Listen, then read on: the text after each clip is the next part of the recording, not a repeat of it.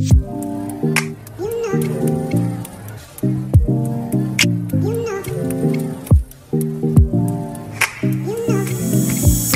guys, welcome to my channel. So నేను last వీడియోలో అయితే అసెన్షియల్ హెచ్ఆర్ ఇంటర్వ్యూ నాకు ఎలా జరిగింది అనేది ఎక్స్ప్లెయిన్ చేశాను. సో ఆ వీడియో లింక్ కావాలి అంటే నేను డిస్క్రిప్షన్లో పోస్ట్ చేస్తాను. ఈ వీడియో ఏంటి అంటే like HR interview and date of joining మిడిల్లో ఏం జరుగుతుంది అనేసి ఈ వీడియోలో ఎక్స్ప్లెయిన్ చేద్దాం అనుకుంటున్నాను. అసెన్షియల్ రిక్రూట్మెంట్ ప్రాసెస్లో లాస్ట్ స్టెప్ అయితే హెచ్ఆర్ ఇంటర్వ్యూ అనమాట. సో హెచ్ఆర్ ఇంటర్వ్యూ జరిగిన తర్వాత ఏంటి నెక్స్ట్ స్టెప్ ఏంటి అంటే మనకి ఎగ్జాక్ట్ మే 1కి ఒకవేళ ఇంటర్వ్యూ జరిగిందంటే మే ఎండ్కి మనకి రిజల్ట్స్ వస్తుంది అనమాట. Like it will take at least 1 month అయితే అవుతుంది.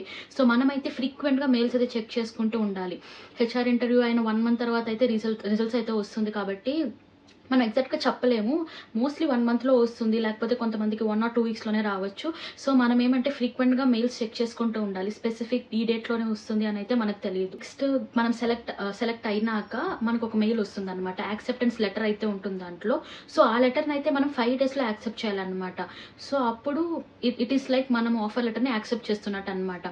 సో మళ్ళీ మనము మెయిల్స్ చెక్ చేసుకుంటూ ఉండాలి. మనకు డైలీ ఒక టాస్క్ అయితే వస్తూనే ఉంటుంది. లైక్ అది అప్డేట్ చేయండి, ఈ ఫైల్స్ అప్డేట్ చేయండి, ఈ డాక్యుమెంట్ అప్లోడ్ చేయండి అనేసి చాలా టాస్క్స్ అయితే వస్తూ ఉంటాయి అనమాట. Like it is like document updating అనమాట. మన డాక్యుమెంట్స్, ఎడ్యుకేషన్ డీటెయిల్స్ కానీ, సర్టిఫికేట్స్ కానీ, కన్సాలిడేటెడ్ లెటర్స్ కానీ, సో ఇవన్నీ మనము లైక్ అప్డేట్ చేస్తూ ఉండాలన్నమాట. అండ్ ఆల్సో అవి కొన్నిసార్లు రిజెక్ట్ అవుతూ ఉంటాయి. ఒకవేళ క్లారిటీ లేకపోయినా కానీ, ప్రింట్ బాగాలేకపోయినా కానీ, ఏదైనా డాక్యుమెంట్లో మిస్ అయినా కానీ మనకి రిజెక్ట్ అయిపోతూ ఉంటుంది అనమాట. లైక్ రిజెక్షన్ మెయిల్ అనేసి కూడా వస్తుంది. ఇవన్నీ ఒక వెబ్సైట్లో జరుగుతుంది అనమాట. మెయిల్స్లో అయితే కన్వే చేయరు. సో మనం ఆ వెబ్సైట్లో, యాక్సెంచర్ వెబ్సైట్లో మనము చెక్ చేసుకుంటూ ఉండాలన్నమాట. అవి రిజెక్ట్ అయిందా, అప్రూవ్ అయిందా అనేసి. సో రిజెక్ట్ అయితే ఏం వరీ అవ్వాల్సిన పర్లేదు. మనం ఎన్నిసార్లు వాళ్ళు రిజెక్ట్ చేసినా మనం అప్లోడ్ చేస్తూ ఉండాలన్నమాట. మనం డాక్యుమెంట్స్ అనేవి సబ్మిట్ చేయాలన్నమాట. అది ఒక చాలా పెద్ద ప్రాసెస్, డాక్యుమెంటేషన్ ప్రాసెస్ అనేది. ఇంకా యాక్సెంచర్ నుంచి అయితే మనకు ఫామ్ ఏ, ఫామ్ బి అనేసి, లైక్ నామినేషన్ ఫామ్స్ అనేసి ఇలా చాలా డిఫరెంట్ ఫామ్స్ అయితే యాక్సెంచర్ నుంచి అయితే మనకు వస్తుంది. సో అవి కూడా మనం సైన్ చేసి లైక్ రీఅప్లోడ్ చేయాలన్నమాట. అంటే అవి డౌన్లోడ్ చేసుకునేసి దాంట్లో సైన్ చేసి మళ్ళీ దాన్ని స్కాన్ చేసి మళ్ళీ దాన్ని రీఅప్లోడ్ చేయాలన్నమాట. సో ఇలా ఉంటాయి టాస్క్, డాక్యుమెంటేషన్ ప్రాసెస్ అంతా. సో ఇవంతా అయిన తర్వాత మళ్ళీ మనకి 2 డేస్లో ఒక మెయిల్ వస్తుంది. ఏంటంటే లైక్ ఏ లొకేషన్ మనం ప్రిఫర్ చేస్తున్నాము అనేసి ఒక 3 ఆప్షన్స్ అయితే ఇస్తారు.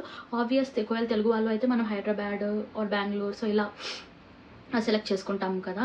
సో మనం ప్రిఫర్డ్ లొకేషన్స్లో 3 ఆప్షన్స్ అయితే ఇస్తారు. సో మనం దాన్ని సెలెక్ట్ చేసుకోవచ్చు. మన లక్ బాగుంటే మనకు ఫస్ట్ ప్రిఫర్డ్ లొకేషనే వస్తుంది. సో ఒక కంప్లీట్ 1 మంత్ మనకు మొత్తం డాక్యుమెంటేషన్ ప్రాసెస్కి సరిపోతుంది అనమాట. అది ఇది అప్లోడ్ చేసుకుంటూ ఉండాలి. సో ఇంకా డాక్యుమెంటేషన్ అది సైన్ చేసి అప్లోడ్ చేయమంటారు. సో అవన్నీ ఉంటుందన్నమాట. సో ఈ కంప్లీట్ డాక్యుమెంటేషన్ ప్రాసెస్ అవ్వడానికి అయితే 1 మంత్ అయితే పక్కా అవుతుంది. సో అక్కడే 1 మంత్ ఎగిరిపోతుంది. సో ఇంకా హెచ్ఆర్ సో ఎలా ఉంటుందంటే హెచ్ఆర్ రిజల్ట్స్ రావడానికి 1 మంత్, డాక్యుమెంటేషన్కి 1 మంత్, సో ఇలా 2 మంత్స్ అయిపోతుంది అనమాట.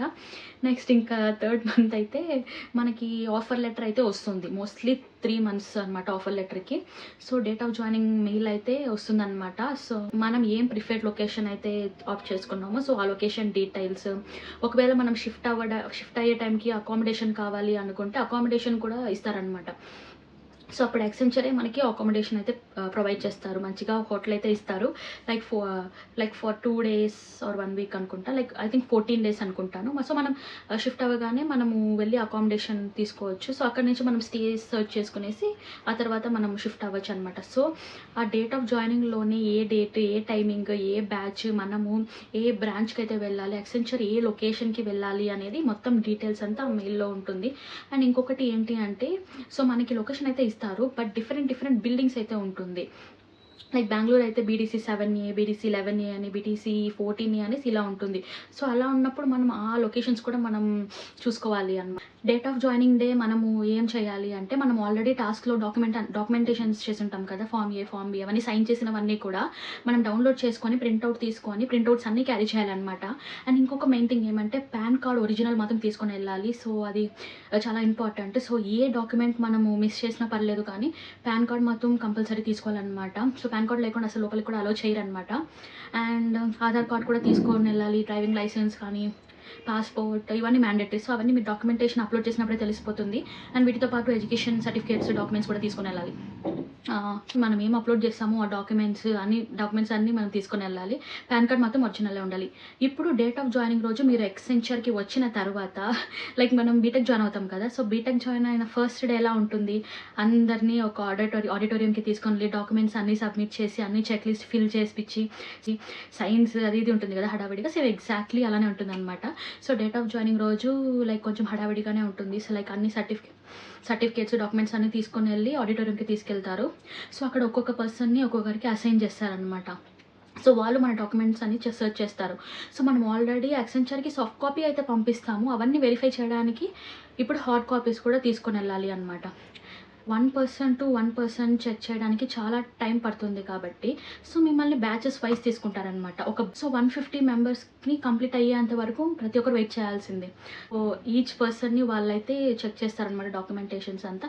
అండ్ ఆ తర్వాత it will be continued by lunch. So lunch అయితే యమ్మీగా అన్నీ పెడతారనమాట, వెజ్ నాన్ వెజ్ ఎవ్రీథింగ్.